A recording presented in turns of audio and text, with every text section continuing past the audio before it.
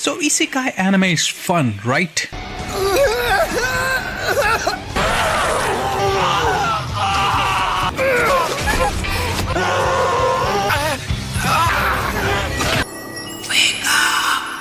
Wake up! Wake up!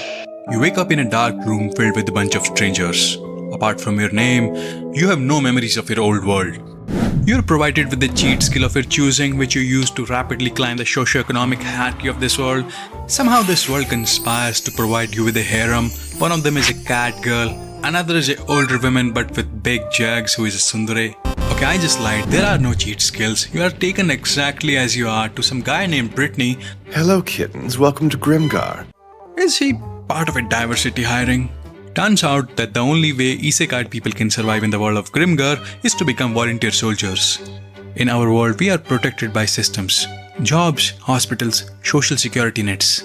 But in the world of Grimgar, if you want to eat, you have to kill. If you want to buy clothes, you have to hunt something, sell its body part for money. 10 silver coins. Our main character party is not special. They're literally the kids nobody else wanted. They chose a 5-foot girl over these guys. The party of leftovers. Haruhiro, the anxious thief. Yume, the cheerful hunter. Ranta, the annoying dread knight. Moguzo, the silent warrior. Shihoru, the shy mage. Manato, the leader and the priest of the party. The party's first fight is against a goblin, which is supposed to be the weakest creature in this world. A stealth attack that starts with shouting. Ranta the Dread Knight and Moguzo the Warrior. They should be the ones fighting on the front line, not Haruhiro, who is a thief specializing in hiding and back attacks. Manato is a priest. He should be in the back, protected by the party. If he dies, they cannot heal from the injuries and they all die. From the goblin's perspective, 6 strangers have ambushed him with the intention to steal his life and sell his body parts for money. He will scream, bleed and fight back to save his life. If I cut my finger chopping vegetables, I think to myself, man, this sucks, this will hurt for a week now. Now imagine instead of a small knife, Haruhiro party has to take a large pointy metal and stick it into the flesh of a goblin, cutting through bones and flesh, while it screams and fights for its life till the very end. And when it finally stops moving, the party simply stands there shaken at what they had done, murder of another being. One of the core themes of Grimgar is the sheer indifference to the suffering of its characters. Just when things are starting to be okay, the party is slowly starting to function, so gradually that you would barely notice. Arrows are starting to land, spells are being memorized, formations start clicking, they're starting to buy better weapons, actual food instead of foraging the forest plants, clothing that does not fall apart. Just when things are starting to go well, the world of Grimgar reminds them of its cruelty. The party loses a comrade to a tiny, random mistake. Not an epic boss fight, just a routine mission gone wrong. The shock of a death of a comrade, a party member, a friend, it does not look like dramatic tears. The comrade was talking just few hours back and now is ash. The party simply stands there denying the reality in front of them. It's okay. This is all just a mistake. We learned our lesson. We let down our guard, but we'll be more careful from now on. Then comes the anger. Bastard! You're messing with us, aren't you? We'll see. No, we'll do it! And the survivor's guilt, the belief that you could and should have done something different. But even in this world filled with monsters and magic, the dead cannot be brought back. Internet says this show is slow. Nothing ever happens. This show is so slow. Nothing happened till the end. In a sense, that is true because we are so used to shallow writing of quick power-ups and easy wins. Well, if you like Isekai power fantasy anime like Solo Leveling, where the main character spends a lot of time doing aura farming while pretty women fawn over him, then Grimgar will definitely bore you to death because the whole point of this anime is the mundaneness and the vulnerable, pathetic moments of its characters. Grimgar wants you to show how life feels when every coin counts and every task has weight. Food tastes better because it took real work to get it. A clean shirt feels like progress. A calm sunset shared in silence with a comrade can say much more than a victory speech. The quiet gives meaning to the noise. The rest days are what that make the battle days matter.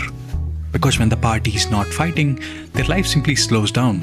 Moguzo cooks, Ranta goes fishing, Yume climbs a mountain, Chihiru goes for shopping. In a world that does not care about anyone's pain, they build small pockets of comfort anyways. A pot on fire, boots drying, a poor joke that breaks the tension. These small moments are fragile and ordinary, and that is why they are beautiful. Between the dangers of their everyday life, the party makes a home out of shared struggles and the quiet moments of care. And that small happiness is reason enough to keep going in the cruel world of Grimgar. The world of Grimgar has its own moving parts in which our main party is simply a cog in the machine. Unexplored territories, different nations, various races of humanoid creatures. These are smart, intelligent creatures with their own societies and rules.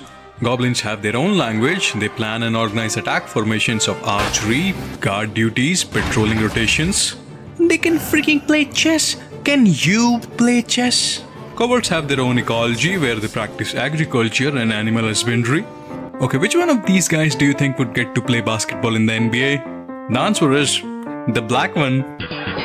They have the smarts to make their own armor, blades, and shelter out of metal. In a nutshell, these humanoid races have their own cultures, crafts, and survival instincts. So when the party enters these territories, they are actually invading them. They are not fighting just randomly spawned dungeon monsters. They are invading live ecosystems. Once this tall dog is killed, he will never come back. In solo leveling, Jinwoo goes from a shy little dude to a walking sigma edit of I am the storm that is approaching. Yeah, so that kind of development simply never happens in Grimgar. Instead, it focuses on revealing the characters' inner workings as the show progresses. Initially, we see Ranta as some loud, abrasive, annoying prick who calls Yume flat-chested on her face. He gets into verbal fights with Haruhiro during battles. Well, I don't see what's wrong with calling an idiot. Idiot. I want to come up with a technique for finishing off the enemy that's totally original, 100% mine. Oh, good. That sounds incredibly useful. But as time passes on, we get to see Ranta's another side, that he cares about the party in his own special way.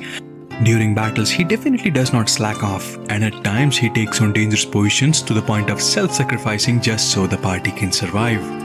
Get out of here! I mean, get going! Go! We need you alive! You're our leader, aren't you? Wow, Ranta, you're so cool! The leader of the party, Haruhiro, he's someone on whom the leadership of the party was forcefully thrusted upon. Haruhiro is definitely not a charismatic commander. He's an introverted guy who likes to spend too much time in his own head. Haruhiro keeps on wishing for someone else to take charge, decide routes, where to hunt, manage their money. He finds it hard to articulate his feelings due to lack of initiation on his part. Interpersonal communication simply does not come naturally to him. So he's uncertain and nervous even when he acts. So Grimgar of Fantasy and Ash is not a tale of fun adventure. It is a story about a bunch of people who are thrown into a world without any choice of their own, and the world does not care about their story like at all. But even in this world filled with cruelty and indifference, it's very hard to escape the happiness of mundane moments, and those moments are what that make the Grimgar show worth watching. Go watch it! Hey, the video has ended. This is a kind of a video where I try to remove any kind of fluff and statistics, numbers, just kind of a narration style of videos. Do you like it? Maybe you don't. If you don't, that's totally chill. But if you like it, I will be making more videos. Subscribe if you want to see more narrative style videos.